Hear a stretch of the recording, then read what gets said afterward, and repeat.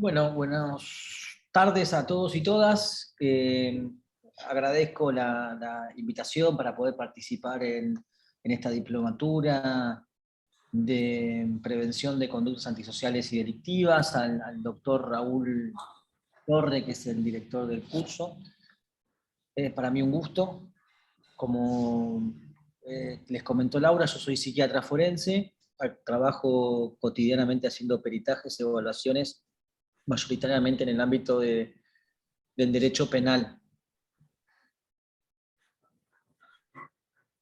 Nuestra clase de hoy va a ser una introducción a, bueno, cuáles son las áreas de intervención de la psicología y la psiquiatría forense, para que todos tengamos como una mirada general de qué hace un psicólogo y un psiquiatra en el campo de la justicia.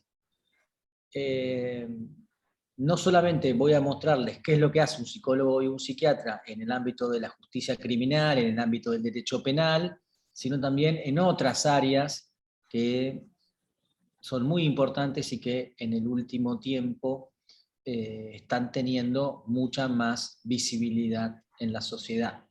Sobre todo las cuestiones que tienen que ver con la ley de salud mental, las internaciones psiquiátricas involuntarias. Voy a ir comentándoles un poco hoy en esta clase introductoria de, bueno, cuáles son los mecanismos que hay en la actualidad para internar a una persona que tiene un padecimiento mental. No voy a usar PowerPoint, así que voy a apelar a su capacidad de prestar atención y mirar lo que en una clase presencial sería el pizarrón. Bien. Por supuesto, si tienen algún comentario, duda o pregunta, cuando lo consideren pueden o levantar la mano o abrir sus micrófonos. Bien. Psicología, psiquiatría, ámbito de la justicia. Bueno, a ver, veo que todo el mundo está con su cámara apagada, así que voy a tratar de ver si hay alguien que con su cámara apagada quiera participar entre nosotros sobre qué hace la psicología y la psiquiatría, por ejemplo, en el ámbito de la justicia civil. ¿Cuáles son los requerimientos, pedidos, intervenciones que se requieren en el ámbito de la justicia civil? ¿Hay alguien que quiera participar?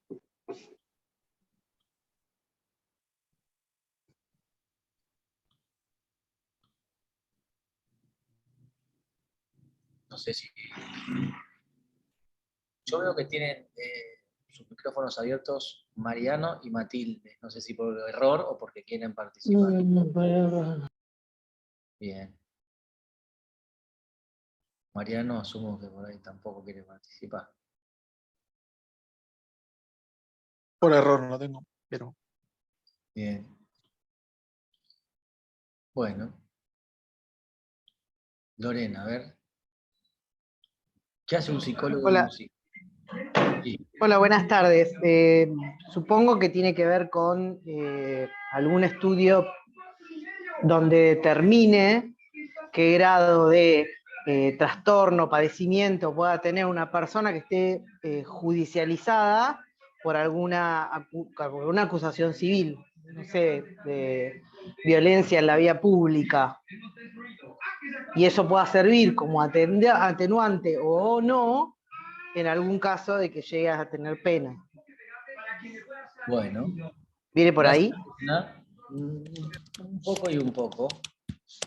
Vamos a ver un poco a partir de lo que dijo Lorena, hacer alguna introducción previa. El ámbito de la justicia civil se dedica básicamente a ciertas cuestiones que tienen que ver con el patrimonio de las personas y cuestiones de familia. Bien, el sistema de justicia penal se dedica a atender cuestiones que analizan la integridad de las personas, la integridad de sus bienes, la justicia criminal, cuando sanciona a alguien, puede sancionarlo con una pena privativa de libertad, que esto es la cárcel, con una multa o con una inhabilitación. ¿Bien? A veces son estas tres cosas juntas.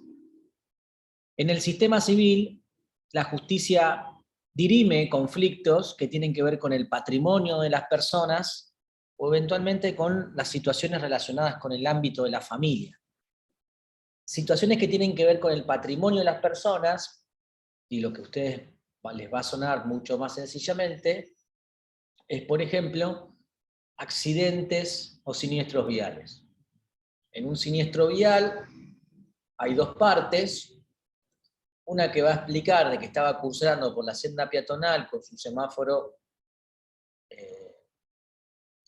habilitado, y va a decir que la moto cruzó con el semáforo en rojo de manera incorrecta y la atropelló, y como consecuencia de ese accidente, el peatón va a demandar al conductor de la motocicleta, al seguro, ¿sí?, de la motocicleta, lo va a demandar por los daños y perjuicios ocasionados por ese siniestro vial. ¿Bien? Y ahí va a haber dos partes, una parte que va a decir yo cruzaba bien, y el otro que va a decir no, él no cruzaba bien, y el juez va a tener que determinar esencialmente quién de los dos tiene razón, y eventualmente si hay que resarcir alguna de esas partes de esta contienda. En el caso del siniestro vial, como les cuento, una persona que está cruzando una calle y es atropellada por una motocicleta, la persona puede quedar con secuelas. Puede caerse al piso, fracturarse la muñeca y quedar con una secuela a nivel del funcionamiento de la muñeca. Esto es una limitación funcional que no tenía previamente. Motivo por el cual va a armar esta demanda, va a hacer ese juicio y va a solicitar que la compañía de seguros, que el conductor, le paguen, digamos, por las secuelas o daños que ha tenido. Y los puede demandar por una serie de tipos de daño. Si se fracturó la muñeca y quedó con una secuela funcional, si tiene menor rango de movilidad de la muñeca, reclamará por el daño físico. Pero también podría reclamar por el daño psicológico que le quedó como secuela de haber sufrido ese accidente vial. Entonces, una de las áreas en las cuales los psicólogos y los psiquiatras intervienen en el campo de la justicia civil es en el ámbito del derecho de daños. El ejemplo que les acabo de poner es el ejemplo más clásico, más tradicional y más sencillo para entender que un psicólogo y un psiquiatra va a ser llamado por un juez para determinar si esa persona que ha sufrido un siniestro vial tiene una secuela psicológica relacionada con el evento que diera origen a ese expediente, que es el accidente de tránsito. Básicamente lo que quiere saber el juez es si como consecuencia de haber sido atropellado por la moto, le quedó alguna secuela psíquica, algún cuadro psicopatológico posterior y atribuible a ese accidente vial. Entonces, los psicólogos y los psiquiatras, los peritos psicólogos y los peritos psiquiatras, en el ámbito del derecho civil, pueden ser llamados para ayudar al juez a que determine si una persona tiene que ser resarcida económicamente por una secuela psicológica secundaria a un accidente de tránsito. Eso sería los peritajes relacionados con el daño psíquico. Y este es un área muy importante del quehacer cotidiano de los peritos psicólogos y psiquiatras. es el ámbito del derecho civil, el ámbito del daño. ¿Bien? Un accidente o un siniestro vial. En el ámbito laboral podría pasar algo similar. A diferencia del siniestro vial, acá en el derecho, en el derecho laboral, lo que sucede es que el accidente se da como consecuencia de la actividad en el trabajo. Esto es, un empleado que se encarga de instalar aires acondicionados en altura y sufre una caída, y como consecuencia de esa caída se fractura la pierna, y además de fracturarse la pierna, queda con un cuadro de ansiedad y miedo a las alturas, que previamente no tenía. Bueno, lo que se va a buscar determinar es qué grado de afectación psicológica tuvo después de ese accidente que desempeñaba mientras estaba en su trabajo.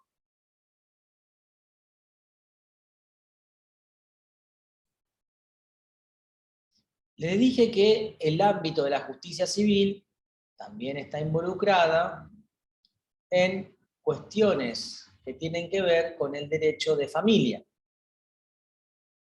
En el derecho de familia, lo que se resuelven son situaciones muy variadas, como por ejemplo, las adopciones, o por ejemplo, los divorcios, o por ejemplo, los regímenes de custodia de los niños, o por ejemplo, se resuelven cuestiones relacionadas con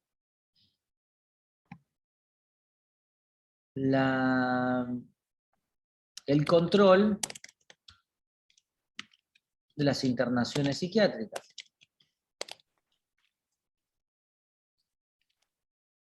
O también se controlan las prohibiciones de acercamiento, medidas de prohibición de acercamiento, control en situaciones de violencia familiar.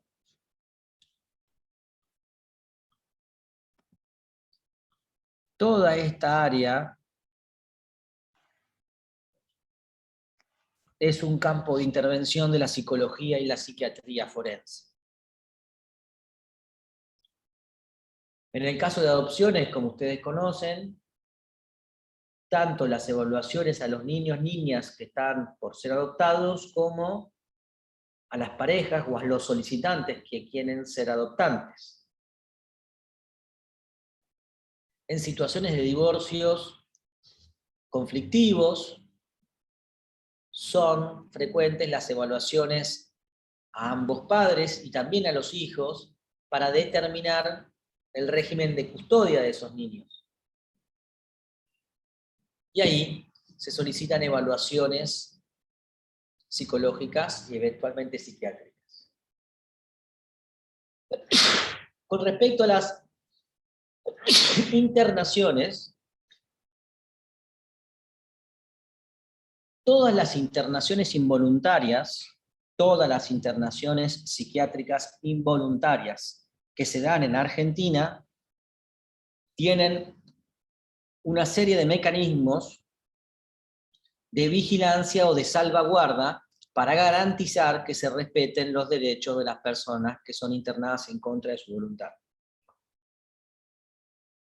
Todas las personas internadas en una institución psiquiátrica o todas las personas internadas en contra de su voluntad en cualquier otro espacio que no sea un hospital psiquiátrico, tienen 3 tipos de salvaguardas para garantizar que se respeten los derechos de las personas que se encuentran ahí internadas, como les decía, en contra de su voluntad.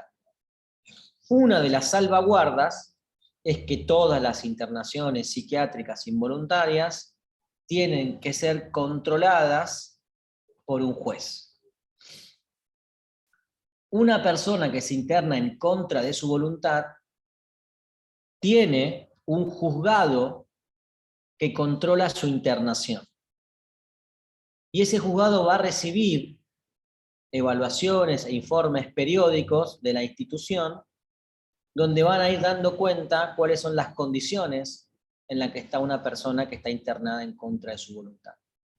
Esto se llama el control de legalidad de las internaciones involuntarias. Para que una persona sea internada en contra de su voluntad, tiene que haber ciertos requisitos. Que la persona tenga un padecimiento, que ese padecimiento esté produciendo una situación de riesgo, y esto tiene que ser realizado por una evaluación por psicólogos y psiquiatras. Esos psicólogos y psiquiatras que deciden internar a alguien en contra de su voluntad deben enviar una serie de informes a los juzgados, quienes en definitiva son los que van a verificar que esa internación tiene los requisitos mínimos para hacer una internación de manera adecuada. Entonces, los juzgados civiles de familia, o con competencia en cuestiones que tienen que ver de familia, se encargan de tener expedientes donde controlan las internaciones psiquiátricas. Entonces les decía, todas las internaciones psiquiátricas involuntarias tienen 3 mecanismos de salvaguardas. El primer mecanismo de salvaguarda es el control judicial. El segundo mecanismo es que todas las personas internadas en contra de su voluntad tienen un abogado que las representa durante el curso de su internación. Todas las personas internadas en contra de su voluntad tienen que tener un abogado defensor que los representa y que lleva su voz de la persona internada a ese expediente. Segunda salvaguarda. Y la tercera salvaguarda es que las internaciones involuntarias deben ser comunicadas al órgano de revisión. La Ley de Salud Mental crea una entidad cuya inserción institucional está en la Defensoría General de la Nación, que es un organismo nacional, también hay organismos provinciales de revisión, que se encargan de controlar, fiscalizar, monitorear los lugares de internación. Esas serían las 3 salvaguardas que tienen las internaciones involuntarias: el control judicial, el abogado defensor y el control a partir del órgano de revisión. Estos juzgados son los juzgados de familia, que entienden en cuestiones relacionadas, como les decía, en divorcios, en adopciones, en medidas de control de las situaciones de violencia familiar y en lo que tiene que ver con competencia en salud mental. Controlan las internaciones en el ámbito de la salud mental. Otras situaciones en las cuales se pueden pedir evaluaciones y peritajes es para evaluar en el sistema previsional, es decir, las jubilaciones, si una persona tiene una incapacidad psíquica que no le permite continuar trabajando. Eventualmente pueden algunos trámites administrativos derivar en expedientes judiciales, en este caso, para determinar si una persona tiene o no tiene una incapacidad que requiera que se jubile de manera anticipada, como consecuencia de un padecimiento psíquico. Acá no hubo ningún accidente, acá la persona laboral, acá la persona tiene un padecimiento psíquico que agotó su sistema de licencias y que eventualmente, por la gravedad, por la magnitud de este padecimiento, no puede o no ha podido reincorporarse al ámbito laboral, con lo cual puede esto terminar en un expediente judicial donde se busca, a través de los peritajes psicológicos y psiquiátricos, verificar el nivel de incapacidad y determinar si la persona puede o no puede volver a trabajar y si esto implica, por ejemplo, una jubilación anticipada. Es decir, si tiene una incapacidad absoluta para trabajar como consecuencia de alguna afectación psíquica. Muy eventualmente, también el ámbito de la justicia civil se encarga, por ejemplo, de las nulidades de determinados actos jurídicos.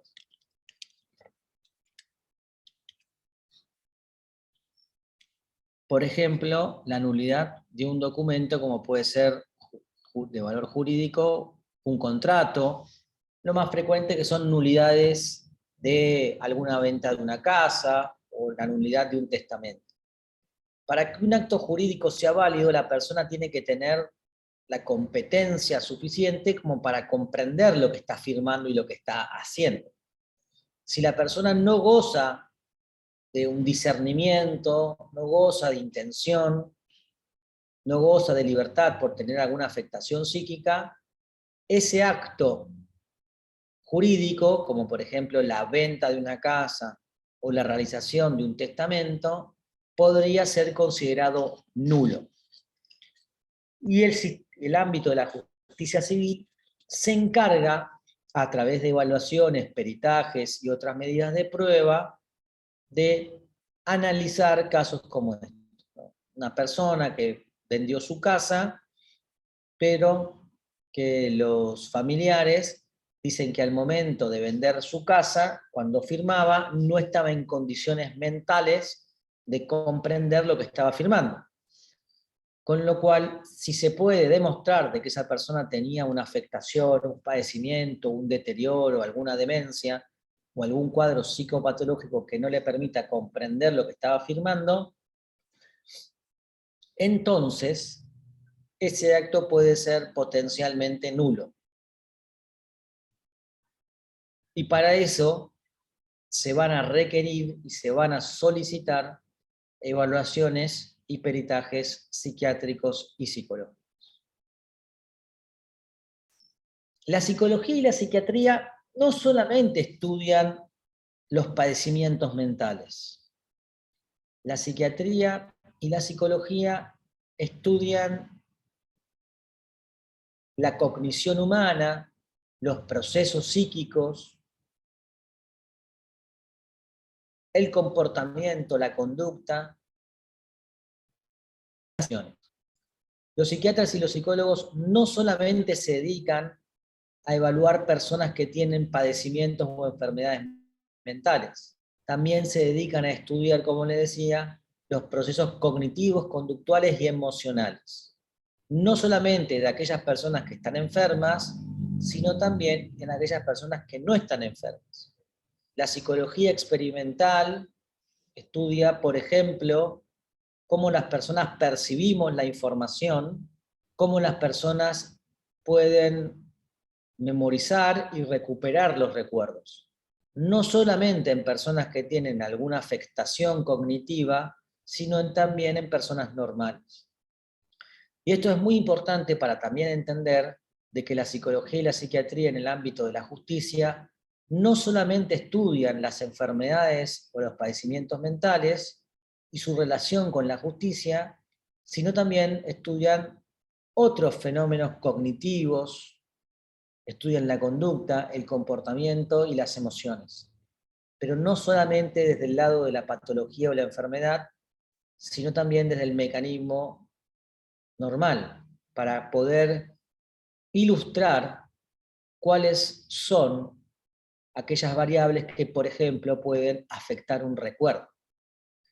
Es decir, no solamente la psicología y la psiquiatría estudian los procesos degenerativos, por ejemplo, de la memoria, los procesos de demencia, sino también estudian cómo es el fenómeno de la memoria de una manera no patológica y en personas que no tienen enfermedades. Es decir, estudia el proceso cognitivo de memoria para entender cómo se presentan esas capacidades en las personas que no tienen enfermedades.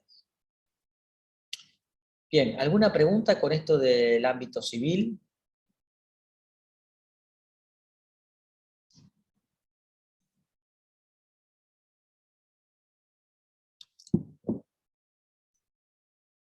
¿No? Bueno, voy a asumir el silencio como un no. En el ámbito del derecho penal, a ver, ¿cuáles son las distintas fases, etapas que tiene un proceso penal. Un proceso penal atraviesa por una serie de distintas etapas o fases. ¿Cuáles son? ¿Cuáles conocen? ¿Cuáles les suenan?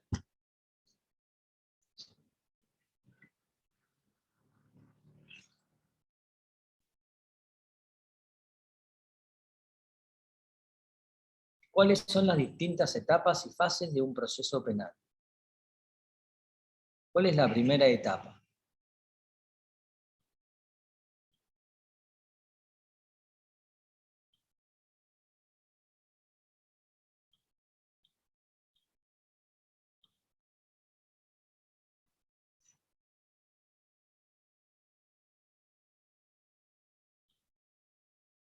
Muy bien.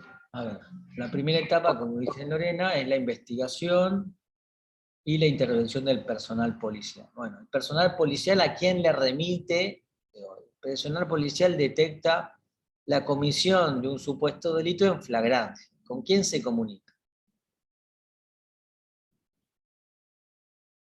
¿A quién llama? Muy bien, con el juzgado o con la fiscalía. La fiscalía, la procuración, es el encargado de comandar y llevar adelante las investigaciones de los procesos penales. En algunas jurisdicciones también lo hacen los juzgados de instrucción, ¿no? Igual la tendencia es que los juzgados se dediquen solamente a tomar decisiones sobre determinados temas y las fiscalías y las defensas se dediquen ambos dos a investigar y defenderse. Ambos dos investigan, uno investiga y el otro investiga y defiende. Entonces, esa primera etapa de investigación, vamos a ponerle etapa de instrucción o de investigación o etapa de preparación de investigación preliminar, es la primera etapa de la investigación. En esta primera etapa, la psicología y la psiquiatría tienen o pueden realizar diversos aportes. Voy a ir con algunos de los que ya seguramente estuvieron viendo. En algunos casos, una muerte violenta, la muerte violenta es suicidio, homicidio y accidente. En algunos casos, una muerte violenta no puede ser identificada con precisión y claridad cuál fue la motivación de esa muerte violenta, si fue un suicidio, un homicidio o un accidente. Es decir, la investigación preliminar, la escena del crimen, la escena del hecho, no siempre es un crimen, la escena del hecho no siempre brinda datos sólidos para poder llevar una hipótesis si lo que sucedió fue un suicidio, un homicidio o un accidente. Una persona que cae de un balcón podría ser cualquiera de las tres situaciones. Podría ser un suicidio, alguien se arrojó voluntariamente, podría ser un accidente, alguien se apoyó y estado en estado de ebriedad, o no necesariamente, se apoyó, se tropezó y entonces cae accidentalmente, o bien puede ser un homicidio, una persona que arroja a otra en una discusión. En algunos eventos o situaciones, la autopsia, la escena del hecho y la investigación pueden no dar elementos suficientes para determinar con precisión cuál fue la causa de esa muerte violenta. Y en algunos casos, la psicología y la psiquiatría pueden poner en marcha una práctica, no es un instrumento precisamente, pero es una técnica que se la conoce como autopsia psicológica.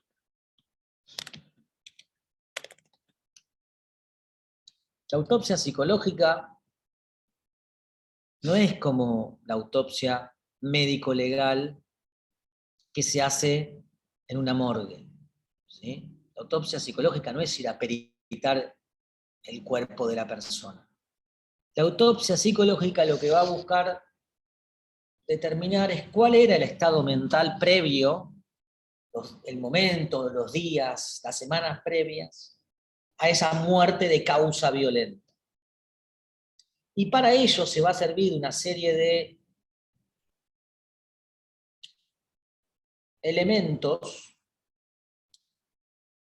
muchos de ellos elementos indirectos. No podemos nosotros entrevistarnos con la persona porque está muerta, para conocer qué es lo que le pasaba, qué es lo que sentía, pero a través de entrevistas a los familiares, compañeros de trabajo, amigos, personas cercanas, vecinos, etc., podemos conocer si había alguna situación que podría explicar cuál fue el motivo de esa muerte. Si fue un suicidio, fue un accidente. Otra de los elementos que se utilizan en las autopsias psicológicas son, por ejemplo, el análisis de las historias clínicas, la búsqueda de algún expediente o denuncia policial, la búsqueda de algún expediente bancario que pudiera dar cuenta de que la persona tenía una deuda y la habían llamado para reclamarla y nadie sabía, o que la persona tenía una denuncia o había sido notificado de una denuncia o de alguna situación judicial que nadie conocía, o eventualmente que la persona había sido comunicada de que tenía, por ejemplo, alguna enfermedad incurable o muy grave que había decidido mantener en secreto.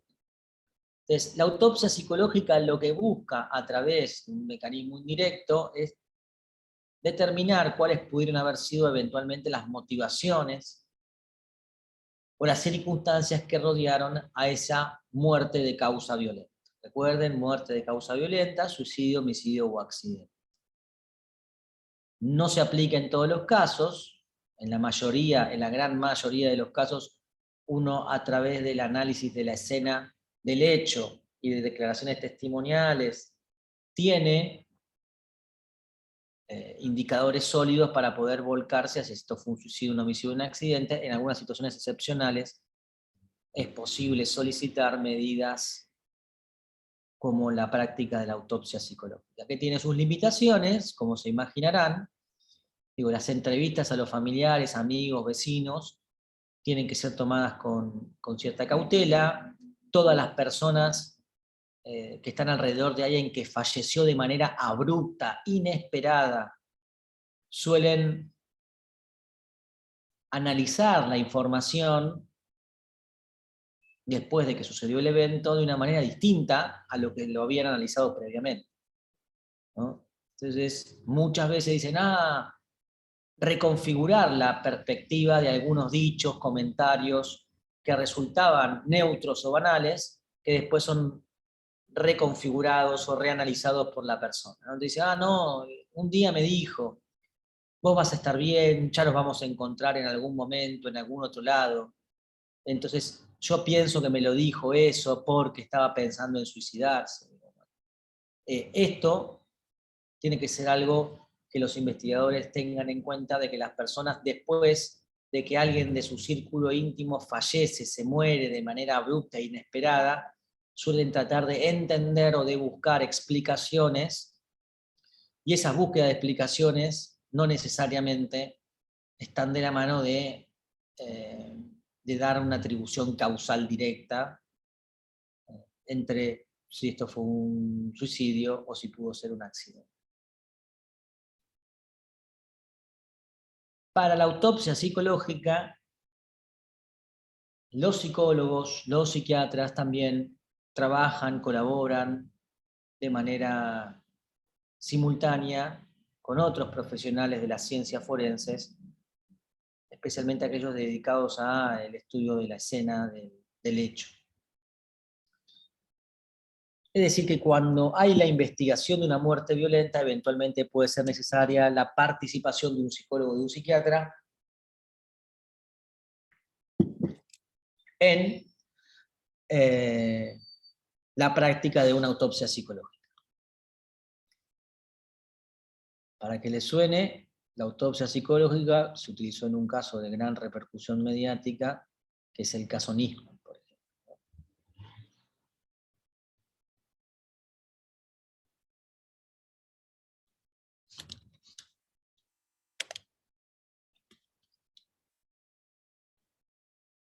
Otra de las áreas de intervención de los psicólogos y los psiquiatras en el ámbito de la investigación criminal es formar parte de equipos interdisciplinarios también, que en países se llaman unidades del comportamiento o de la ciencia de la conducta, compuestas por psicólogos, psiquiatras, licenciados en criminalística o las ciencias forenses en general, que se encargan de el análisis de la escena de un hecho y a partir de la cual se buscan inferir características de la persona o de construir, digamos, un determinado perfil de sospechoso en cuanto a cuál podría ser la edad, cuál podría ser su profesión, cuál podría ser su rango de intervención criminal, es decir, de la zona en la cual se desempeña y se mueve. En general, estas unidades especializadas se han puesto para investigar crímenes complejos, donde se sospecha que puede haber un criminal de comportamiento sistemático.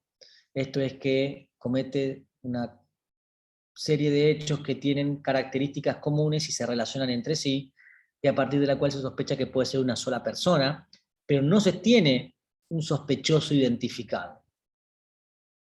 Y la perfilación criminal y la psicología podría colaborar en construir cuáles podrían ser las características que permitan a los investigadores achicar una búsqueda y afinar tareas de prevención en determinadas horas, determinados horarios, y así poder precisar más la identificación de un posible sospechoso. La perfilación criminal, entonces, es otra de las áreas donde la psicología y la psiquiatría participan. Pero acá se da lo que les decía hace un momento. Acá la psicología y la psiquiatría participan no en el estudio de las enfermedades mentales, sino en el estudio del comportamiento humano. Con la autopsia psicológica no se busca estudiar a alguien que tiene un padecimiento mental. No estamos estudiando a alguien que tiene una enfermedad mental. Estamos intentando inferir, a partir de entrevistas, evaluación documental, cuál pudo ser el estado mental de una persona. Pero no necesariamente estamos pensando en que esa persona tiene una enfermedad mental. Lo mismo en los perfiles criminales. Los perfiles criminales no buscan específicamente pensar en el análisis de la enfermedad mental. En algunos casos sí será importante analizar, porque detrás de ese perfil pudiera haber alguien que tenga un padecimiento mental y que la escena del hecho y las características de los hechos pudieran dar cuenta de alguien que tenga un padecimiento mental, pero no estamos estudiando de qué manera la esquizofrenia influyó en un delito. Estamos estudiando o pensando en construir determinados rasgos o características que pueden tener un sospechoso para poder afinar mejor la búsqueda y la investigación. Esto para insistir que la psicología y la psiquiatría no solamente en el campo de la justicia estudian las enfermedades y los padecimientos, sino también estudian los procesos cognitivos, la conducta, las emociones, los procesos perceptivos, por ejemplo.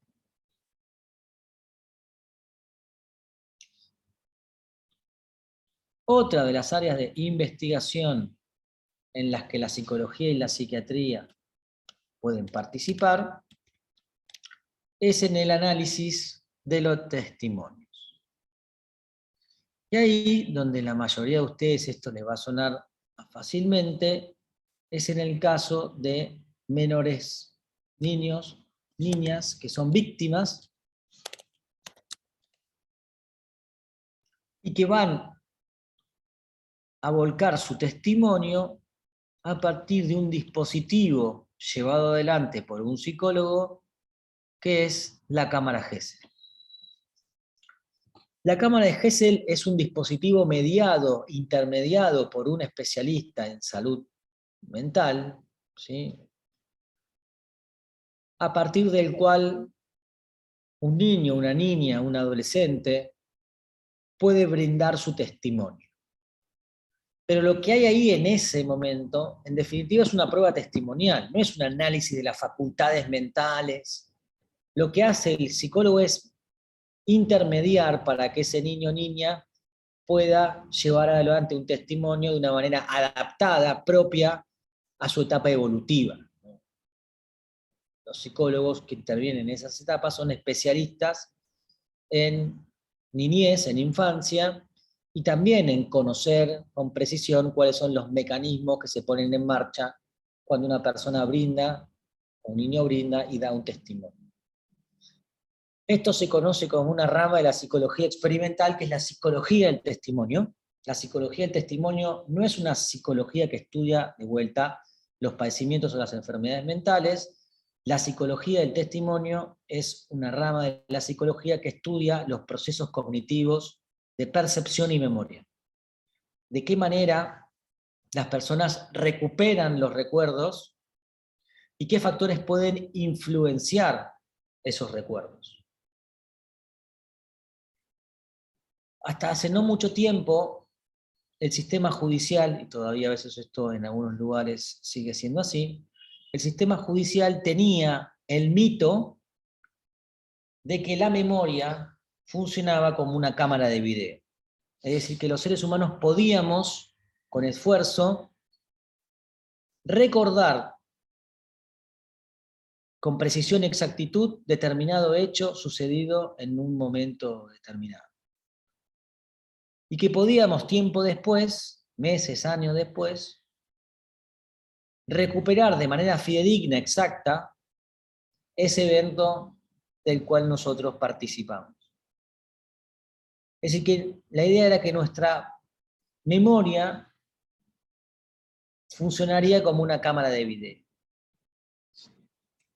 Y esto, desde la ciencia, sabemos que no es así.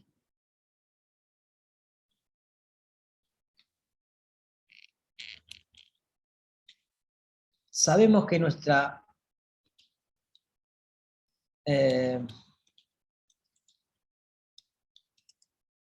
memoria no funciona como una cámara de video. Nuestra memoria es un proceso reconstructivo. Nuestra memoria es mucho más fiable, friable quise decir, mucho más débil. Nuestro proceso de recuperación de los recuerdos es mucho más débil de lo que el sistema judicial piensa. Y puede ser nuestra memoria fácilmente engañada, aún de manera no consciente, por fuentes externas. Una conversación, la exposición a determinada noticia, el tiempo en sí mismo, son factores que afectan la fidelidad de un recuerdo determinado. Y esto es muy importante para el sistema de justicia, porque gran parte de las pruebas que se ponen en juego en el derecho penal son pruebas testimoniales. Gran parte de las pruebas que se ponen en juego, en las que participan dentro del proceso penal, son pruebas de carácter testimonial. Las personas que vieron o escucharon algo van a ir a relatar lo que escucharon y vieron. Las personas que fueron testigos de un determinado hecho pueden ir a sede judicial o policial a hacer un reconocimiento en fotografías o en rueda de reconocimiento presencial de una persona a la que se sospechó que cometía, que era el autor de ese hecho. Sin embargo, los procesos de percepción, de reconocimiento y de recuerdo tienen sus limitaciones. Y por eso es que nuestros recuerdos, a pesar de que nosotros los tenemos incorporados como vivencias de que hemos atravesado y vivencias muy profundas, gran parte de esos recuerdos quizás no se correspondan, quizás no se corresponden de manera exacta y fidedigna a lo que realmente sucedió. Esto es porque nuestros procesos cognitivos de memoria no funcionan como una cámara de video. Como les decía, nuestros procesos de memoria son constructivos, reconstructivos. Cuando nosotros recuperamos un recuerdo, ese recuerdo ya está varias veces modificado. Y esto ha llegado al sistema judicial, y estas limitaciones han llegado al sistema judicial a partir de una serie de casos donde personas fueron condenadas siendo inocentes a partir, por ejemplo, lo más frecuente es de ruedas de reconocimiento. Y ahí tienen un caso muy conocido donde una mujer fue víctima de un ataque sexual y señaló que su agresor había sido un reconocido profesional de la salud. Sin embargo, lo que pasó ahí es que ella, cuando observaba la televisión mientras era agredida sexualmente, lo que hizo fue incorporar el rostro de aquella persona que estaba en la televisión en ese momento, que era el profesional de la salud, y lo atribuyó y lo colocó como el autor de esa agresión. A este médico lo fueron a buscar a su casa, y este médico tenía una explicación cuando fue acusado de haber cometido el delito. Dijo, yo en ese momento estaba dando una charla en televisión, y pudo demostrar ahí que él era, por supuesto, completamente inocente, ya que no estaba de ninguna manera en el lugar de los hechos y nunca podría haber sido el autor material de ese hecho. Lo que sucedió es que la víctima lo que hizo fue concentrarse, al momento en que sufría la agresión, en este presentador, en este columnista de televisión que estaba en ese momento. Y lo que hizo fue trasladar la autoría a este presentador. Esto es parte de cómo funciona nuestro reconocimiento, nuestra memoria y nuestra percepción, que no es infalible, y mucho menos exento de errores, aun aunque las personas estén convencidas de que lo que los están diciendo es lo que realmente pasó. Esto no se trata de que la persona está mintiendo, sino que puede ser víctima del funcionamiento normal de nuestra cognición, que es que muchas veces nuestro cerebro nos engaña. Elizabeth Loftus, una de las investigadoras más importantes y más prestigiosas en este campo, viene estudiando desde hace tiempo el fenómeno de falsas memorias. Y ha reportado que un porcentaje importante de personas pueden incorporar a sus recuerdos cosas que nunca pasaron. Ella lo estudió con personas a partir de las cuales les indujo el recuerdo de que se habían perdido cuando eran niños en un shopping.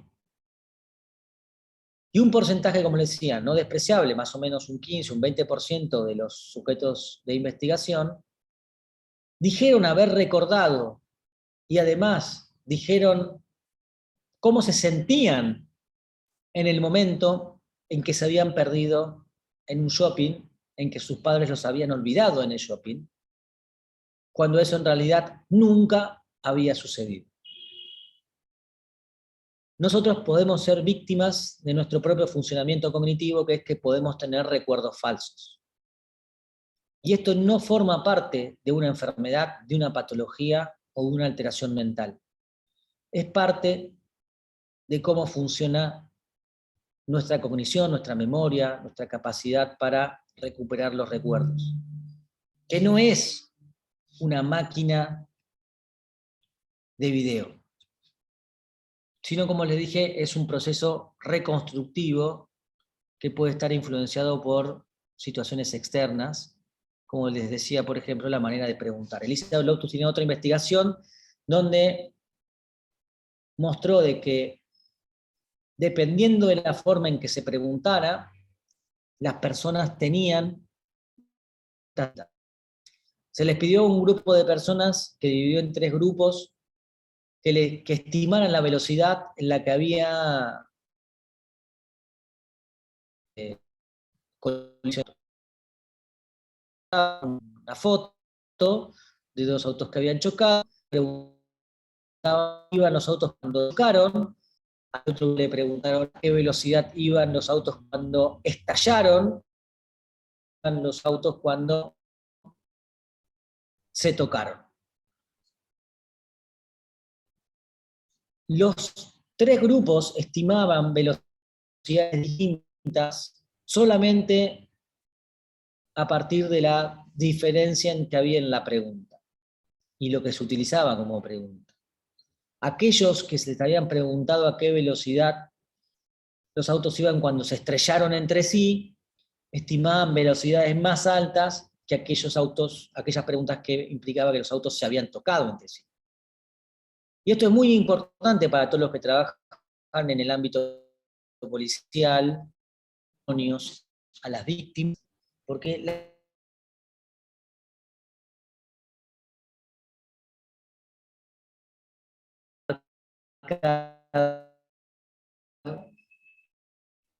ciertas...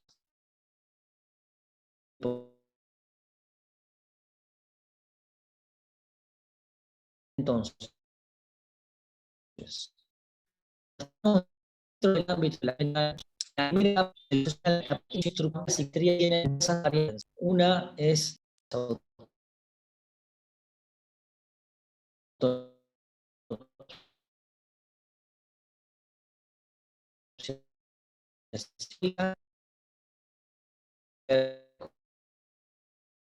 a determinar puede ser forma de hecho orienten a la búsqueda de un sospechoso con más precisión. La otra área en la fase de investigación, de instrucciones, es el instrumento que es la cámara.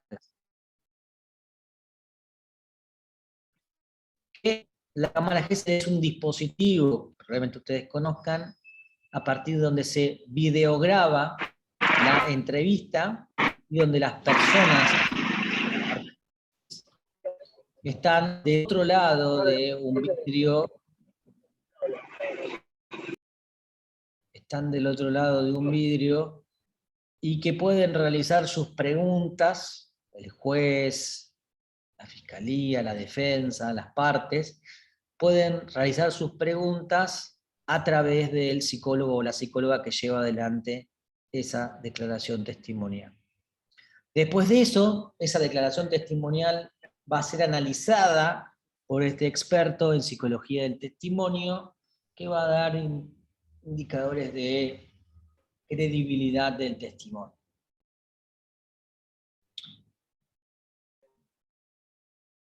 Hay otros tipos de evaluaciones y peritajes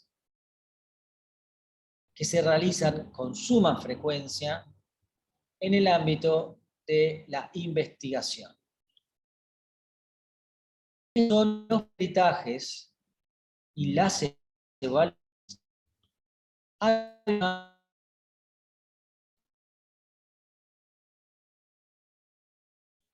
eso a las víctimas.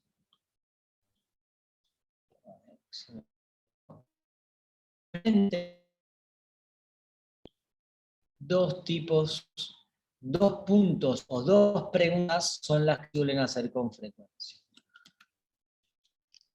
Esto es en el caso de delitos, y sobre todo en algunos tipos de delitos. Es muy frecuente para ciertos delitos que tienen que ver con las víctimas de violencia de género, en general y en particular, víctimas también de agresión sexual.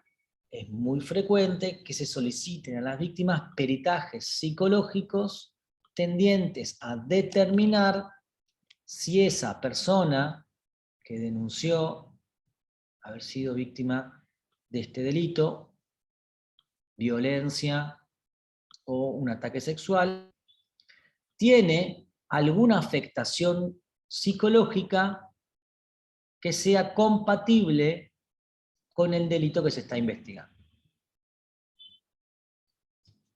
En las evaluaciones periciales a las víctimas, generalmente para las víctimas de algunos delitos, violencia de género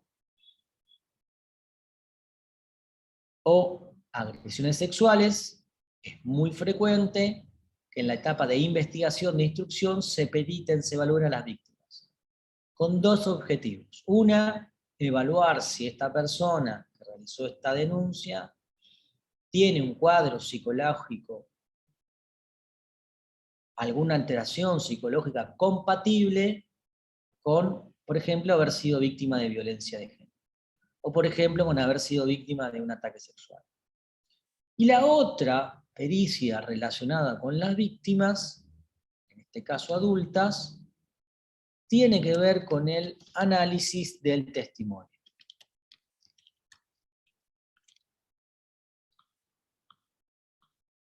Es muy frecuente que para el caso de delitos contra la integridad sexual, todavía en algunos lugares se piden que se evalúe a las víctimas para determinar si tiene un daño, si tiene algún cuadro psíquico compatible con el delito que se investiga, y que además se determine su credibilidad en el testimonio, su verosimilitud, y tiene distintos nombres.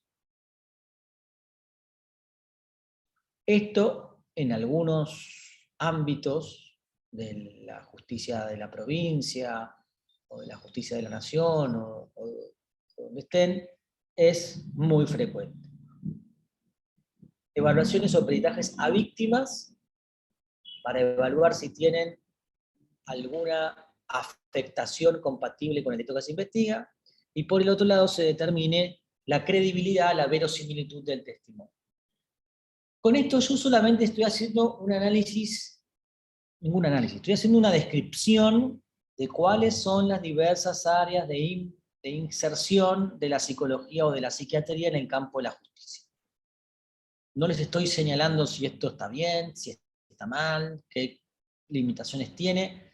Les estoy comentando qué es lo que pasa en la cotidianidad de la investigación, de la instrucción de un hecho, y qué tipo de peritajes y evaluaciones se necesitan, y en qué casos se necesita a un psicólogo y a un psiquiatra. Solamente les enuncio algunas críticas de esto que les comenté.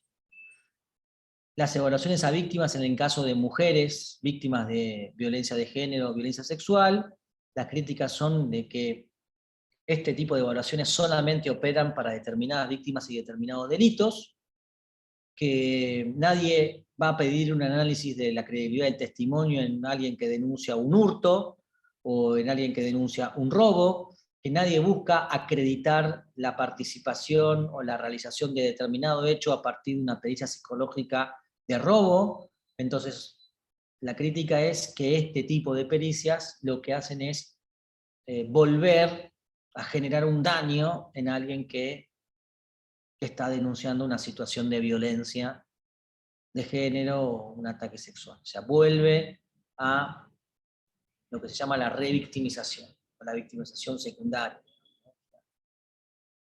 el proceso judicial que genera y reactiva inseguridades, miedos, depresión, etcétera, al tener que revivir, volver a contar eso de lo cual fue víctima. Entonces, hay críticas sobre esto, críticas que van sobre que esto es un tipo de pericia que se hace solamente para el caso de las mujeres. En otros casos también puede haber discusiones más técnicas con respecto a qué instrumentos, si es que los hay, se encuentran validados para el análisis de la credibilidad de un testimonio de una víctima adulta, ¿no? Y ahí hay más discusiones técnicas del campo de la psicología más especializadas, si esos instrumentos pueden ser incorporados o tienen el estándar suficiente para ser considerados un medio de prueba adecuado y ser incorporado en un juicio. Así que estas son algunas de las críticas que hay con respecto a las evaluaciones y peritajes de las víctimas en los casos de violencia de género y violencia sexual. También es muy frecuente los peritajes y las evaluaciones a los victimarios, o sea, a los imputados. Y acá, de manera similar a lo que sucede con las víctimas, lo que quieren determinar es si la persona que está sospechada de un delito tiene una personalidad compatible, y así lo van a preguntar, se determinen los rasgos de personalidad de la persona que está siendo investigada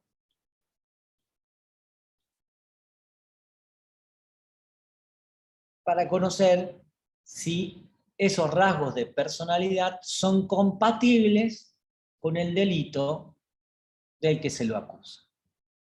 Esto es, si la persona tiene una personalidad compatible con el de un homicida, si la persona tiene una personalidad compatible con el de un sujeto violento, si la personalidad es compatible con la de una persona que pudo haber hecho esta agresión sexual, etcétera, etcétera. En la fase de investigación, entonces, de instrucción, también son frecuentes los peritajes psicológicos tendientes a evaluar y determinar rasgos de personalidad. Y esto también tiene algunas críticas, varias.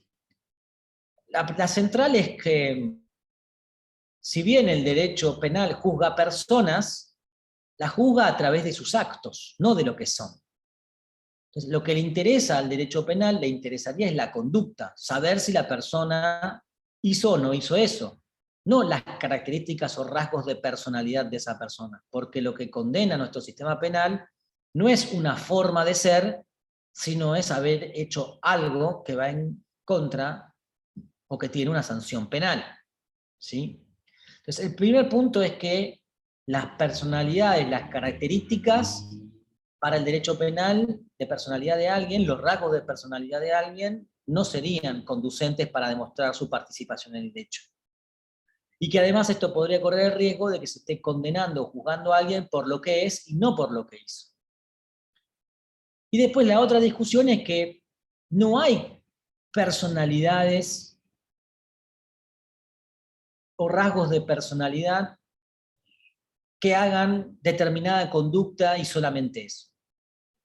No hay un perfil de un hombre violento contra la mujer. Y hay muchas investigaciones que muestran eso.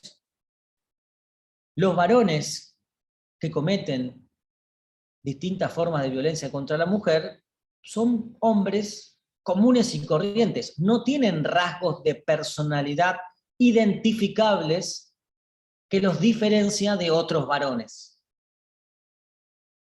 La mayoría son varones sanos, sin padecimiento mental. Es decir, no hay una característica unívoca e inequívoca de que un varón es un agresor de pareja. Y si aún existieran estas características o rasgos, Tampoco nos dicen que la persona fue la que hizo ese hecho. Nos dicen sus rasgos de personalidad, pero no nos permitirían hacer un análisis sobre la materialidad del hecho del que se lo acusa. Uno esperaría más pruebas más allá de sus rasgos de personalidad. Entonces, en la fase de investigación de instrucción es muy frecuente que se realicen para determinados delitos las evaluaciones de las víctimas y de los imputados, en el caso de las víctimas tendientes a determinar si la víctima sufre alguna consecuencia psicológica a partir de lo cual se pueda demostrar de que sufrió ese hecho que denuncia. Esto es que se quiere demostrar que una persona ha sido víctima de violencia de género a partir de que tiene una determinada huella psicológica que puede ser identificable por un psicólogo. Y esto también tiene sus limitaciones, como les comentaba antes, porque no todas las personas reaccionan ante el mismo evento de la misma manera. Algunas personas que sufren violencia pueden tener cuadros de ansiedad, cuadros de depresión, pueden tener estrés postraumático, pero otras pueden no tener nada. Y eso no significa que el hecho no haya ocurrido. Entonces, querer afirmar la existencia o inexistencia de un determinado hecho a partir de la secuela o la afectación psicológica que pudo haber dejado, puede ser riesgoso. Porque uno podría asumir de que como no le quedó ninguna secuela, entonces el hecho no ocurrió. Y el hecho pudo haber ocurrido sin haber dejado secuela. Y además las afectaciones que pueda tener una persona pueden darse por una multiplicidad de eventos o situaciones. No es una única causa. Las personas no están deprimidas solamente por una situación. Con lo cual, delimitar la relación causal entre lo que vemos como afectación psicológica y el hecho que se está investigando tiene sus limitaciones. En el caso de las víctimas, entonces, la evaluación pericial de si la persona tiene un daño compatible con el delito que se investiga es una pericia muy utilizada, y la otra es la evaluación de la credibilidad del testimonio de esa víctima, que también, como les decía, es particularmente problemática. Para los imputados es muy frecuente la evaluación de los rasgos de personalidad, con la finalidad de pensar de que hay rasgos de personalidad compatibles con determinados delitos y no con otros, y que solamente aquellos que tienen esos rasgos son los que cometen esos delitos, algo que nuestra disciplina no sostiene.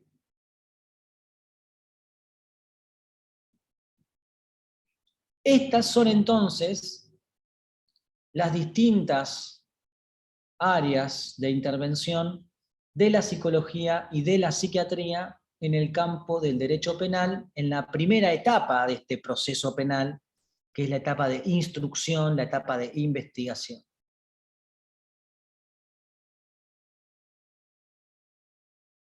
Una vez que pasamos la etapa de instrucción, de investigación, y ya tenemos un sospechoso, tenemos la prueba, tenemos los indicios sólidos que son suficientes como para llevar a la segunda etapa, que es la etapa de ¿qué? ¿Cuál es la segunda etapa del proceso penal?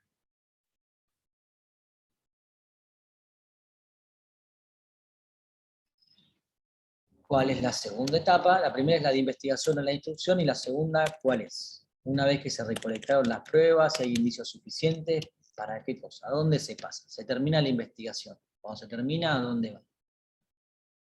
El juez dice, bueno, está bien, hay elementos para procesar a la persona. ¿Cuál es la segunda etapa del proceso penal?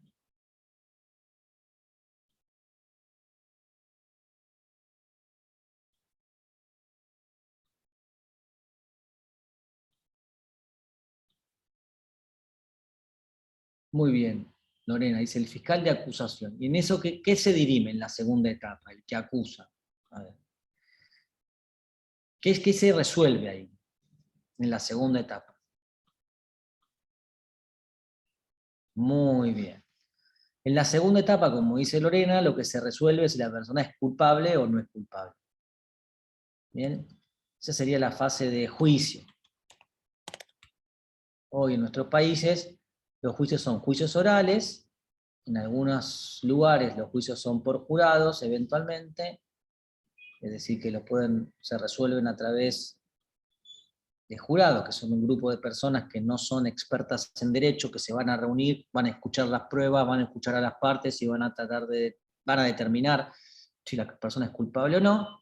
Y en otros lugares, o en otros hechos, bueno, dependiendo del hecho, los juicios se llevan adelante y son resueltos por jueces que son abogados especialistas en derecho penal. Entonces, en la etapa de juicio lo que se resuelve es la culpabilidad. ¿La persona es culpable o es inocente? Bien. En ese ámbito de la discusión, del juicio, del debate oral, hay dos tipos de pericia que son frecuentemente utilizadas.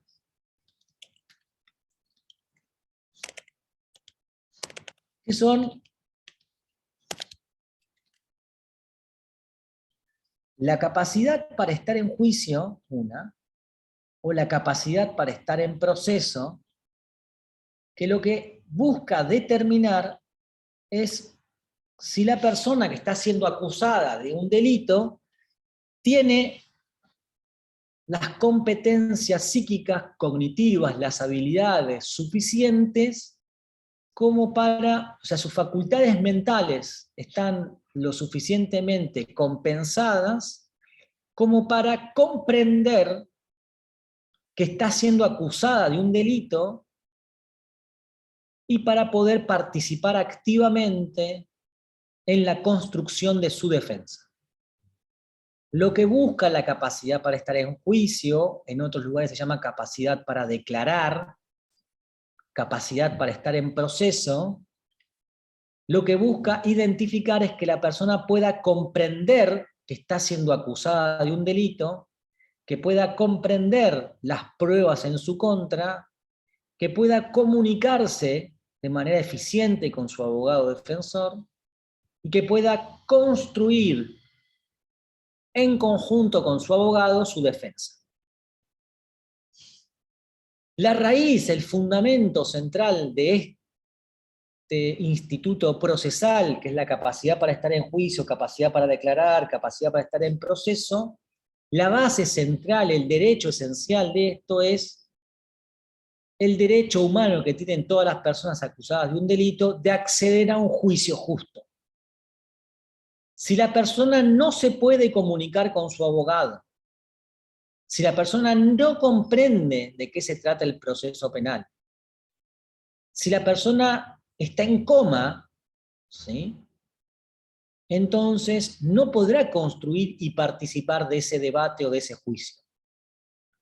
Con lo cual, aun aunque tenga un abogado defensor gratuito y pago por el Estado, el juicio ese no podrá ser llevado adelante, ya que la persona no está en condiciones de poder defenderse. Para que alguien pueda defenderse, no solamente es necesario tener un abogado técnico, un especialista en derecho, como son los abogados y abogadas defensoras, sino que también la persona tiene que poder comprender, participar, rebatir y construir su defensa en conjunto con su abogado. Porque el abogado sabe de derecho. Es un abogado técnico, es decir, el abogado sabe de proceso penal, sabe de nulidades, sabe de derecho penal, de dogmática penal, sabe de fallos de jurisprudencia, pero no sabe qué pasó ese día en ese momento. Es decir, la defensa material cae en cabeza de la persona acusada y no puede ser reemplazada. Esto significa que si una persona está internada, por ejemplo, en terapia intensiva y tiene un respirador artificial, no va a poder ser juzgada. ¿Por qué? Porque no tiene las competencias cognitivas, comunicacionales suficientes como para comprender ese proceso penal, aun aunque tenga un abogado. Esto se llama capacidad para estar en juicio, capacidad para estar en proceso, capacidad para declarar. Esto está en los códigos de procedimiento y son la fuente de un juicio justo. Lo que hacen los psiquiatras, y acá viene la participación de los psiquiatras y los psicólogos, es determinar, analizar las facultades, cómo están las facultades mentales al momento de hacerse el juicio. Cómo están las facultades mentales al momento de celebrarse el juicio, es decir, aquí y ahora.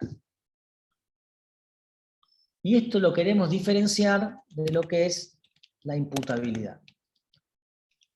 La imputabilidad lo que busca analizar es cómo estaban las facultades mentales al momento del hecho. Por eso es que la capacidad para estar en juicio y la imputabilidad son dos cosas completamente distintas. En la imputabilidad lo que buscamos es facultades mentales al momento del hecho. En la imputabilidad lo que buscamos es cómo estaban las facultades mentales al momento del hecho. En la capacidad para estar en proceso o la capacidad para estar en juicio, lo que buscamos es cómo estaban las facultades mentales en el aquí y en el ahora, al momento de realizarse el debate o el juicio oral. Uno es facultades mentales al momento del hecho y el otro es facultades mentales aquí y ahora. Con lo cual, estos son dos momentos distintos que pueden dar resultados diferentes. Una persona puede tener sus facultades mentales normales al momento del hecho, pero puede que en el aquí y en el ahora no esté en condiciones de participar del juicio o de participar del debate oral. Les voy a poner un ejemplo. El señor X va a robar con su motocicleta un mini mercado. Se baja de su moto, empuña su arma, se mete dentro del mini mercado y lo roba. Se sube a su moto y se va del lugar. En principio, no hay ninguna evidencia de que ese señor X al momento del hecho tuviera alguna afectación mental. Fue con su moto, se bajó, empuñó el arma, se llevó la recaudación y se escapó. Es decir, que las facultades mentales al momento del hecho no tienen ninguna perturbación, afectación, son normales. Cuando se escapa del hecho, a las 5 cuadras, es embestido por un colectivo. Y tiene como consecuencia de ese accidente un traumatismo de cráneo severo, con pérdida de conocimiento y un sangrado cerebral. Lo tienen que operar, le hacen una neurocirugía y queda con una afectación neurológica muy severa. Queda en terapia intensiva por varios meses. Si bien el momento del hecho, cuando robaba, comprendía lo que estaba haciendo, 2 meses después está en terapia intensiva y no puede comprender lo que está pasando, porque está sedado, está en coma, no responde. Comprendía, pero no puede estar en juicio. Con lo cual, acá vemos este ejemplo, una persona puede ser imputable, pero puede no estar en condiciones de ser sometido a proceso, puede no estar en condiciones de ser juzgado.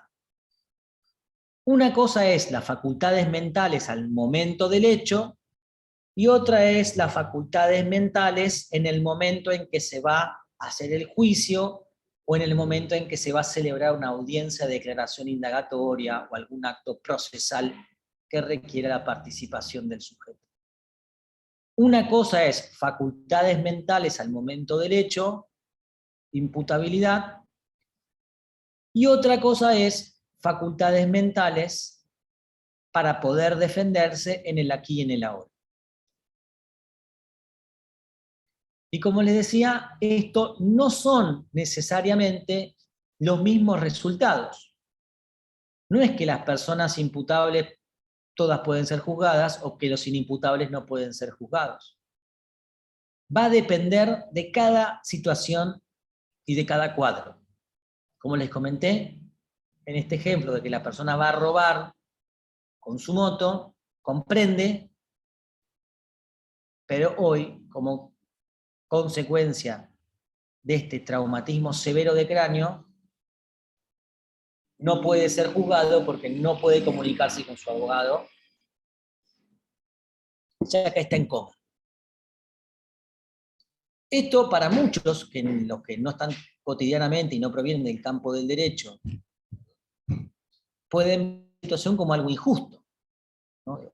¿Cómo puede ser que una persona que fue a robar y sabía lo que hacía, hoy no se la puede hacer un juicio?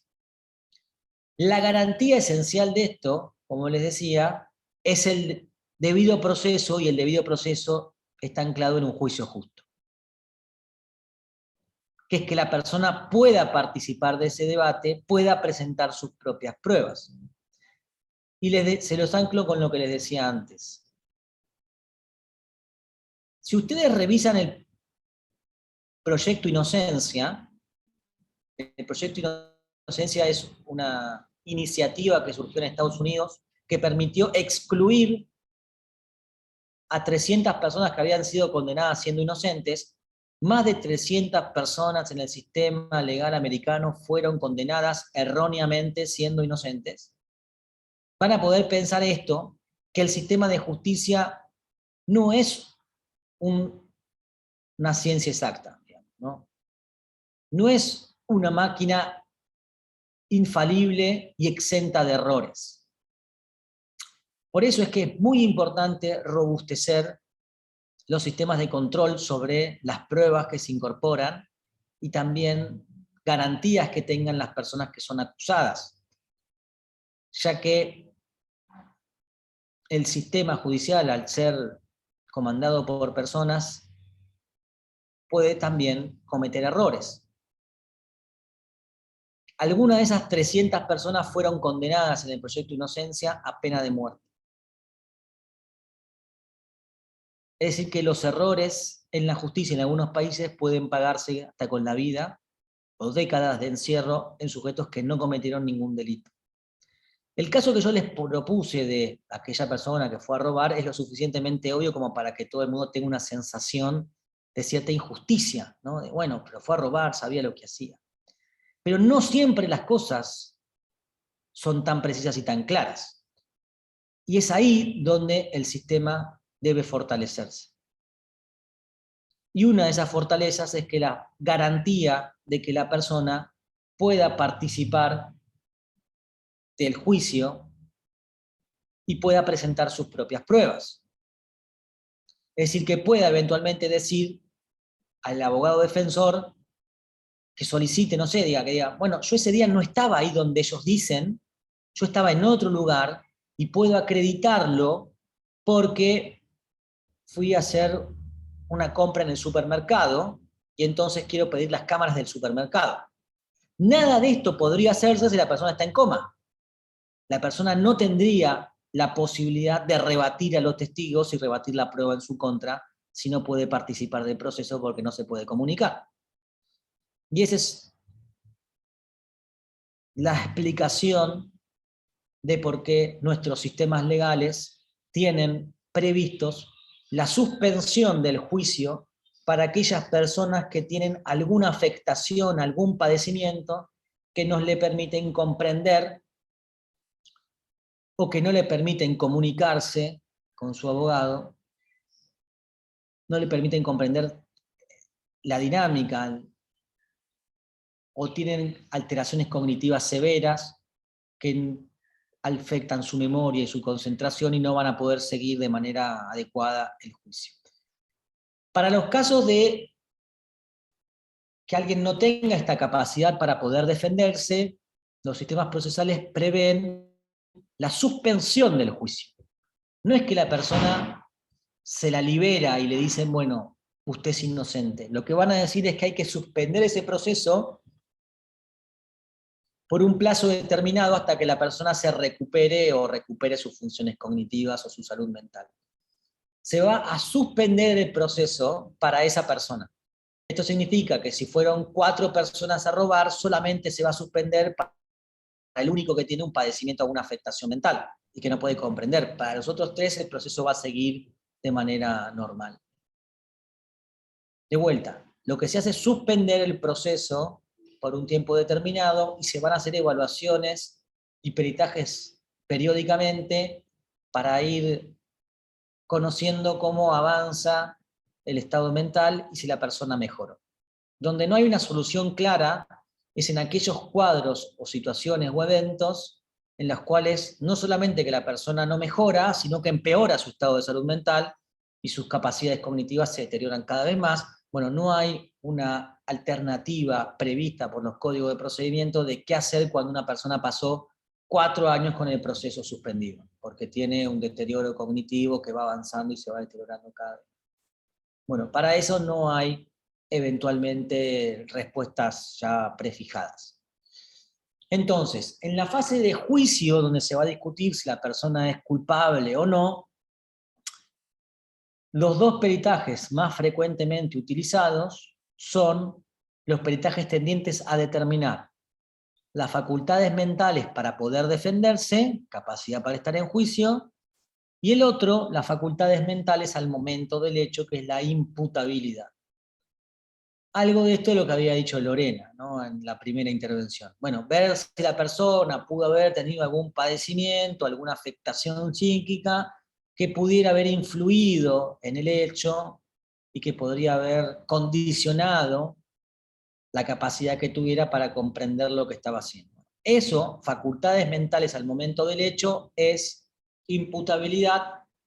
Facultades mentales para poder defenderse es capacidad para estar en juicio. ¿Cuál es la última etapa del proceso penal?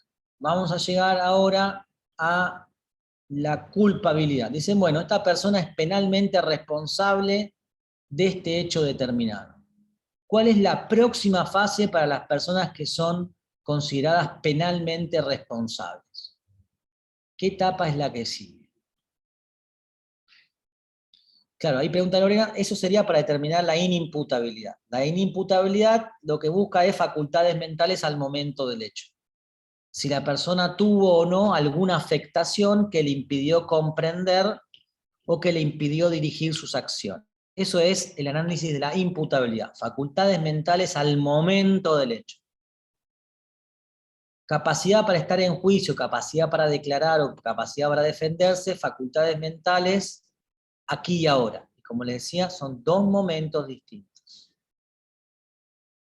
¿Cuál es entonces la fase de sentencia? A ver un poco más, la que le sigue la de la condena. La sentencia es condena o absolución, muy bien, dijimos condena, lo condenaron. El sujeto X es condenado penalmente responsable por robo a la pena de 5 años de prisión. ¿Qué es lo que sigue después?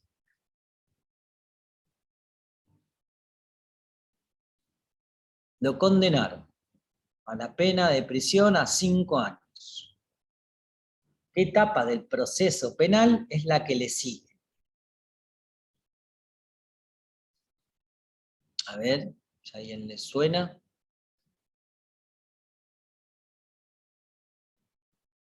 Bueno, prisión y seguimiento del condenado. Muy bien, Lorena.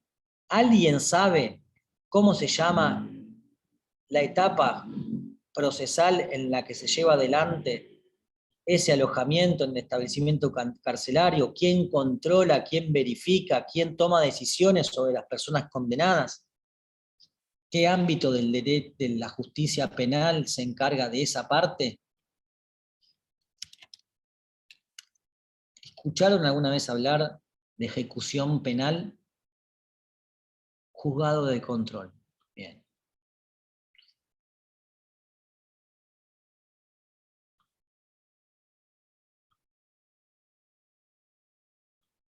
Puede tener distintos nombres dependiendo de la región y del código de procedimiento en el que el ámbito de ejecución penal se encarga de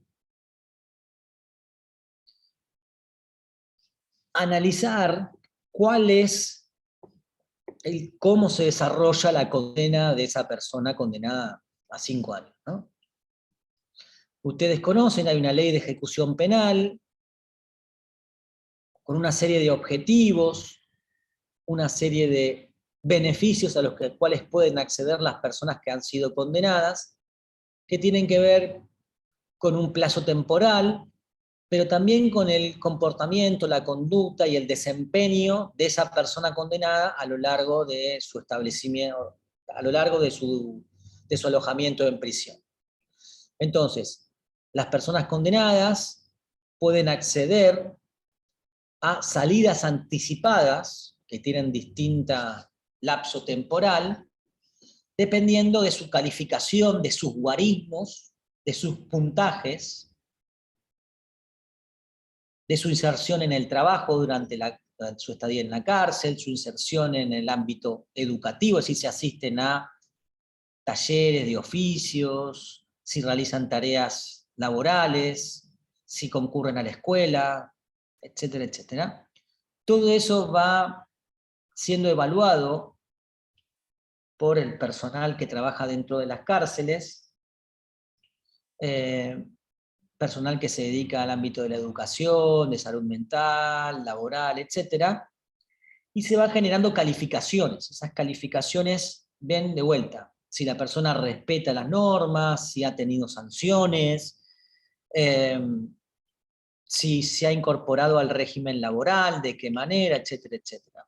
Todo eso es lo que constituye después material de análisis de los jueces de ejecución penal que van a resolver, por ejemplo, si una persona puede gozar o no de una salida anticipada. Le decía, la salida anticipada puede ser que puede pasar 5 horas en el medio libre solo, 5 horas en el medio libre acompañado, que puede salir por un día y volver a dormir a la cárcel, o que puede salir por 2 días y dormir en su casa y después volver a la cárcel.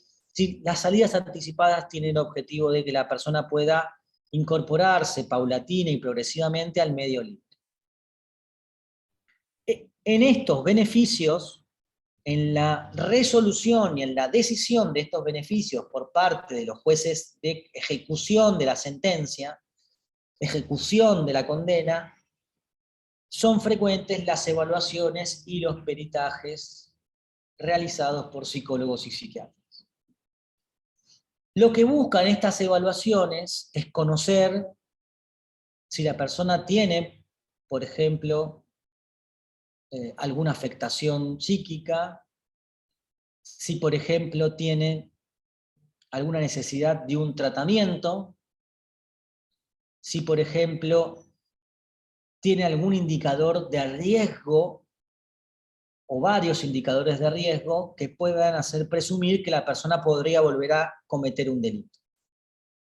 Lo que buscan a través de las evaluaciones y peritajes psicológicos y psiquiátricos, básicamente hacer es determinar el nivel de riesgo de reincidencia, que dependiendo del delito será más o menos específico.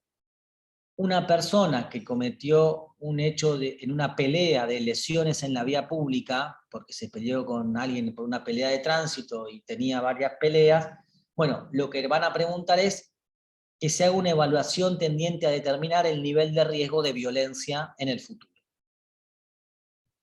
Y hay evaluaciones de riesgo de violencia más generales o más específicas. Hay herramientas diseñadas para evaluar el riesgo de violencia contra la pareja, el riesgo de violencia sexual, el riesgo de violencia general. Estas evaluaciones de riesgo de violencia son llevadas adelante por psicólogos y psiquiatras. Estas evaluaciones de riesgo de violencia son las que forman parte, además de las evaluaciones y calificaciones que brindan el sistema penitenciario, colaboran para que el juez pueda tomar una decisión sobre si admite, por ejemplo, una salida anticipada o si no admite una salida anticipada. Estas evaluaciones y peritajes son ampliamente utilizadas en el campo de la justicia de ejecución penal, que se encarga entonces de monitorear y seguir el cumplimiento de la pena privativa de libertad. Estos jueces de ejecución son los que reciben los pedidos, como les digo, de salidas transitorias, de salidas anticipadas en general, eventualmente pueden recibir pedido de traslado, de morigeraciones de la situación de detención. Por ejemplo, una persona que tiene una enfermedad que se está agravando en la cárcel o que en la cárcel no puede recibir el tratamiento adecuado, entonces eventualmente puede solicitar una morigeración de la pena de prisión y puede solicitar una prisión domiciliaria. Todas esas eventualidades relacionadas con la ejecución de la pena van a ser resueltas por el juez de ejecución penal. Y las contrapartes son la Fiscalía de Ejecución Penal o las Defensorías de Ejecución Penal. Acá lo que resolvimos básicamente en este tema fue las personas que están condenadas a una pena de prisión. Pero ejecución penal también se encarga de verificar, por ejemplo, aquellas personas que tienen una suspensión de juicio a prueba o que tienen determinadas pautas a cumplir por determinados acuerdos que han hecho de manera abreviada.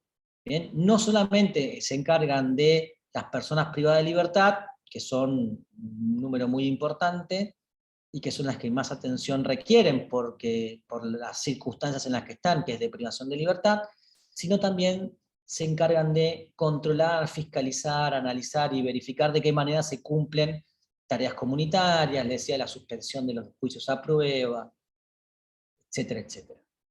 Es decir, tienen miles de causas, miles de expedientes para seguir, digamos, y los peritajes y las evaluaciones psicológicas, en muchos casos está orientada a las personas privadas de libertad, pero en otros por ahí en ajustar las medidas de suspensión de juicio a prueba o verificar condiciones particulares, recursos sociales que la persona pueda tener, etc. Bien.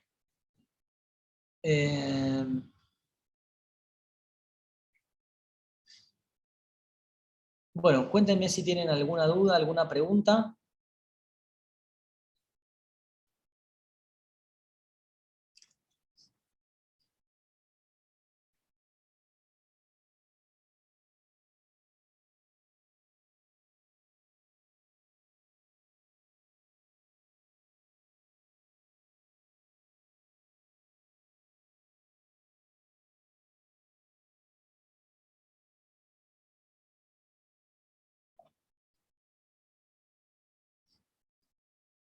Bien, no veo, a ver. Bien, para Lorena está todo claro. Le digo vamos a tirar, no vamos a hacer recreo y vamos a terminar antes, así que voy a usar unos minutos más para contarles algo con respecto a los inimputables y con eso cerramos un poco las evaluaciones y peritajes en el ámbito de la justicia que hace un psicólogo y un psiquiatra en la justicia. Dijimos, si la persona es condenada, es penalmente responsable, va a ir a una medida de privación de libertad, digamos, para ponerlo más claro, ¿no? Condenada por un robo con armas. Pero puede que la persona, por tener un padecimiento o una afectación mental, sea considerada inimputable. ¿Bien? Si la persona es considerada inimputable porque tiene un padecimiento mental que al momento del hecho no le permitió comprender y dirigir, la persona no se le puede dar una pena, ¿sí? Cuando las personas son consideradas inimputables, no se los puede condenar penalmente. Y por eso es que a las personas inimputables se las debe sobreseer por su condición de inimputabilidad. Sin embargo, esto no significa que la persona se vaya a su casa, ¿sí? A ver, Hernán, el gabinete interdisciplinario, ¿a vos qué te referís? A tu pregunta, me quedó ahí colgado eso. ¿Vos te referís a las salidas anticipadas o a otra cosa?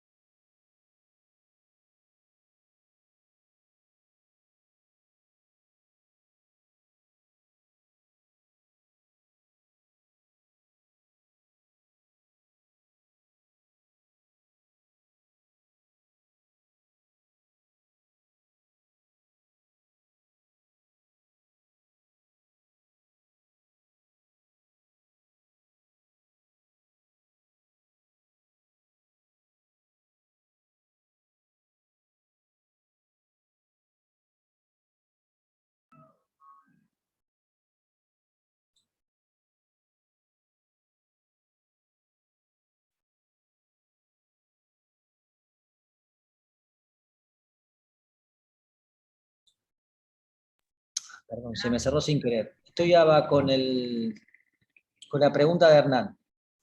Las regiones de las salidas anticipadas van a tener distintos informes a la vista, los jueces y juezas. Por un lado van a tener los informes que haga el sistema penitenciario. Y ahí sí van a ser abogados, psicólogos, criminólogos, psiquiatras, trabajadores sociales. ¿A eso te referís? ¿Querés abrir el micrófono, Hernán? Porque así no estoy entendiendo.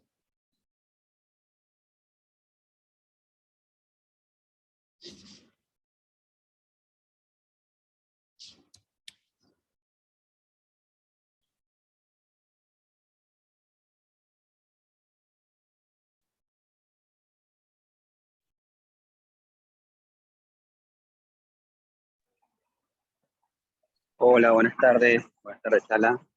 Bueno, la consulta era si hay un gabinete interdisciplinario para evaluar si al detenido o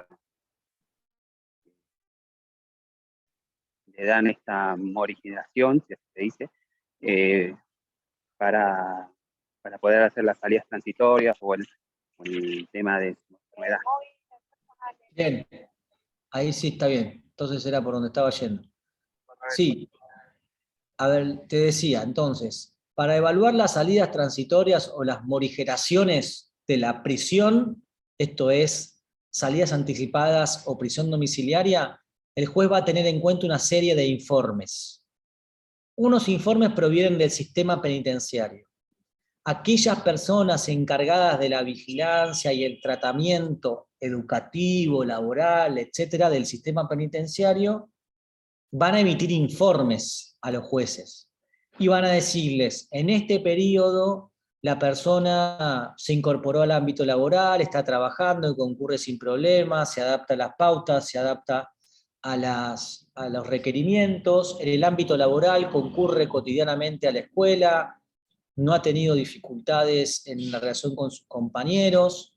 En el ámbito social van a decir, bueno, viene a visitarlo su pareja, su madre, viven lejos de donde se produjo el hecho, no tienen contacto con la víctima, por ejemplo, porque no son de otro lugar. Y en esos informes van a participar tanto psicólogos como profesionales de educación, de trabajo social, criminólogos y abogados. Informes que provienen del sistema penitenciario. Por el otro lado, pueden pedir los jueces y juezas de ejecución penal informes a otras instituciones independientes, a una institución pericial le pueden despedir una evaluación para determinar el riesgo de violencia futura. En algunos casos los jueces de ejecución tienen equipos propios de psicólogos, trabajadores sociales y psiquiatras que también les pueden pedir informes propios. Es decir, con estas distintas fuentes de información, el servicio penitenciario, peritos independientes y neutrales, o peritos de alguna de las partes, pueden tener distintos informes que lo van a ayudar al juez a resolver si en este caso es adecuado brindar una salida anticipada. Y lo mismo va a pasar con la prisión domiciliaria. Recuerden que las prisiones domiciliarias están pensadas para personas que tienen enfermedades que se deterioran o se agravan en la cárcel, o personas que tienen determinada, no sé, está pensada eventualmente para personas que tienen más de 70 años, es decir, determinadas condiciones muy específicas, y para ese análisis lo que se va a hacer es, de vuelta, tener informes del servicio penitenciario, tener informes de profesionales independientes, cuerpos periciales, y con eso el juez esos informes se va a decidir si corresponde o no las salidas anticipadas.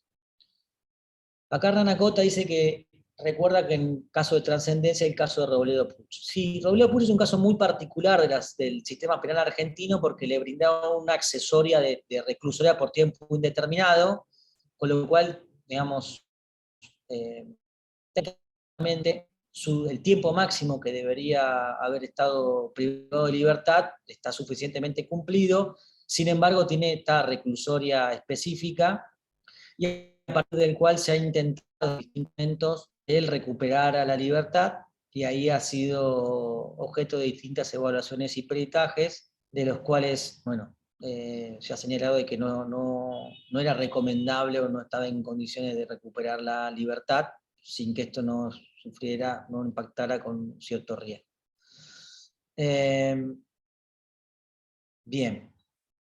Vuelvo a lo de medidas de seguridad y ya los dejo, y les dejo el tiempo que quieran para preguntar. Las personas inimputables entonces son sobreseídas por inimputabilidad, es decir, no se les puede dar una pena, no se les puede dar una condena, no van a estar en la cárcel, pero sí, si la persona tiene un riesgo de daño para sí o para terceros, el juez penal le puede dar esto que yo les puse acá, que es una medida de seguridad.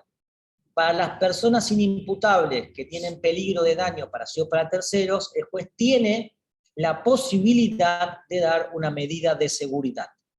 Las personas inimputables no cumplen pena, pero sí pueden tener una privación de libertad bajo la forma de medida de seguridad, que tiene varias críticas. Una de ellas es que las medidas de seguridad, a diferencia de una pena, no tienen un vencimiento. Las medidas de seguridad no tienen un vencimiento, motivo por el cual la persona no sabe cuándo se va a ir.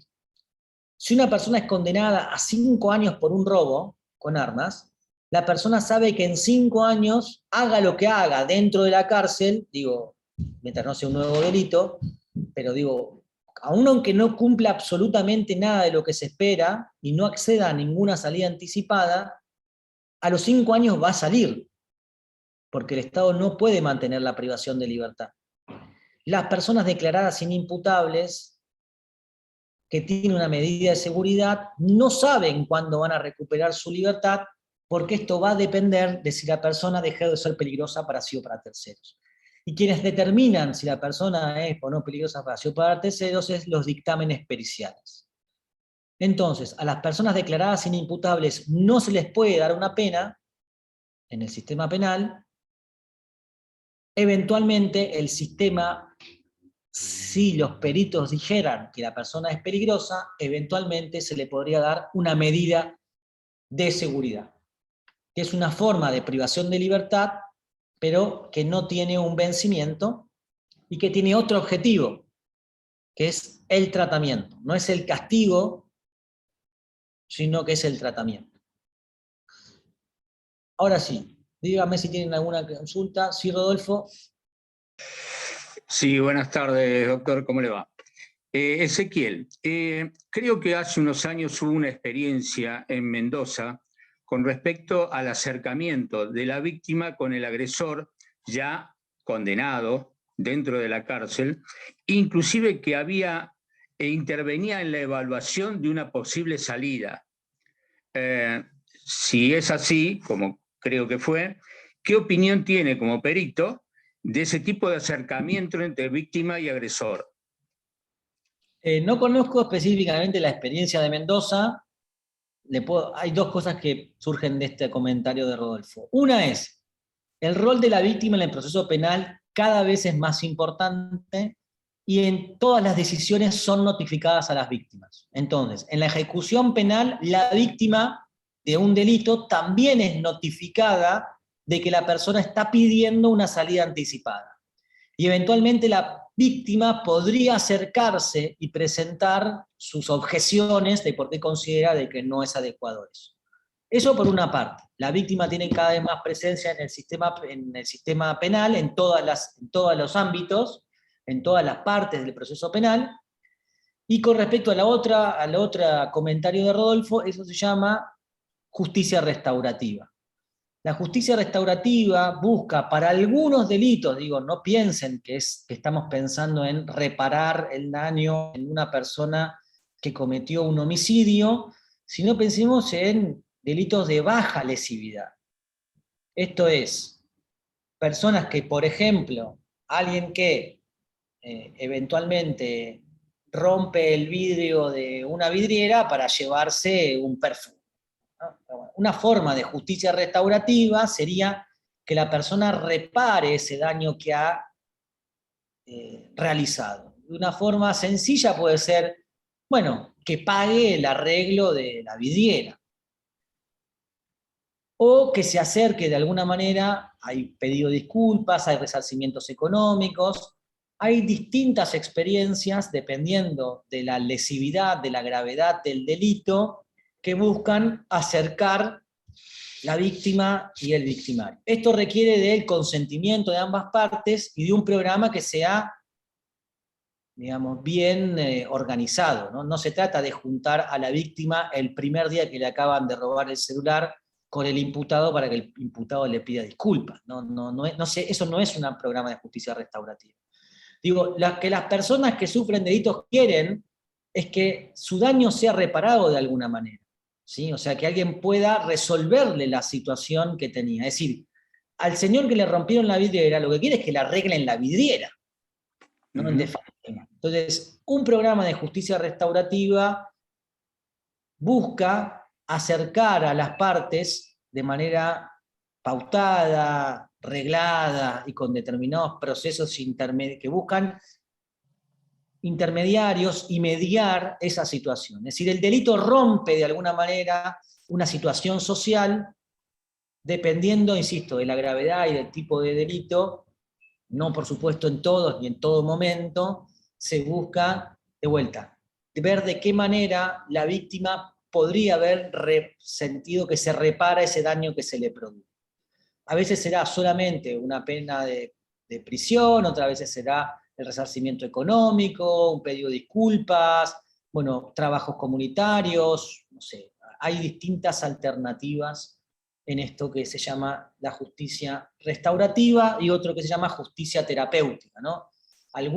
Muchas de las personas que están en el ámbito de la justicia penal tienen problemas de consumo de sustancias, entonces muchas veces la mejor intervención en términos sociales no es únicamente un castigo, sino poder brindar un tratamiento adecuado específico que mejore la salud mental de esa persona y que le permita tener menos probabilidades de reincidir en el delito si mejora su salud mental, por ejemplo, por el tema del consumo.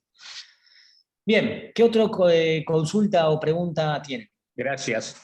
De nada, Rodolfo.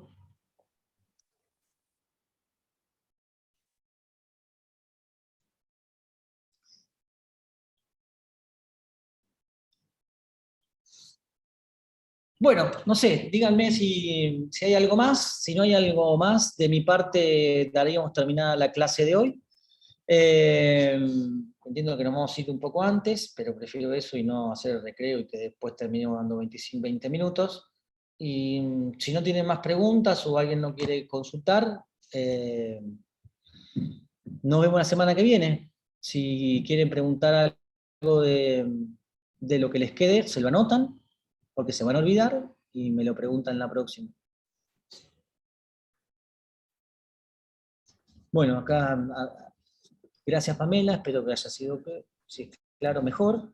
Y si no, bueno, si, como todo conocimiento decanta a medida que pasa el tiempo, seguro que en la semana alguien va a tener alguna duda, alguna pregunta, esto, otro día no me quedó tan claro, así que se anotan y me lo preguntan, no tengo problema.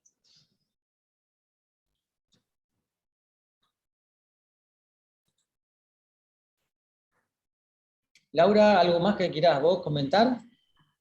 No, Ezequiel, la clase siempre es excelente, así que, como dice Ezequiel, el conocimiento es tanta información que quizás el conocimiento decanta después, así que por eso hay tanto silencio a veces, ¿no? Cuando decís alguna pregunta, pero bueno, quizás la clase que viene, con este antecedente, pueden sacarse dudas, preguntar. Totalmente, lo que necesiten. Les voy a dejar acá perdón que no lo hice al comienzo, porque siempre lo hago la primera y al principio.